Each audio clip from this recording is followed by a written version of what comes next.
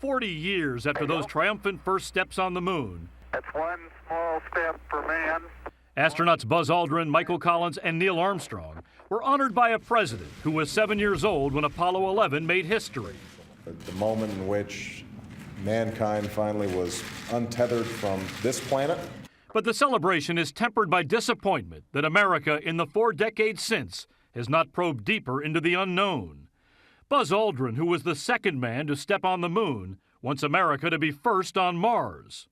To me, exploration is going to someplace you haven't been before. Gene Cernan, the last man to walk on the moon in 1972, says the spirit of Apollo has been lost. And I really believed that we'd be back to the moon by the end of that decade and on our way to Mars by the turn of the century.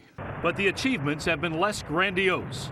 The shuttle program, which today featured a little-noted spacewalk outside the International Space Station, is set to end next year. While the president has called for a return to the moon by 2020, funding is already being cut. Budget pressures, though, are nothing new. Even President Kennedy bemoaned the expense of racing Russia to the moon.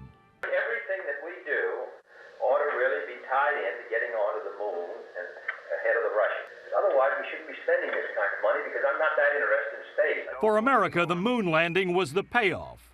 Aldrin says it should have been the beginning.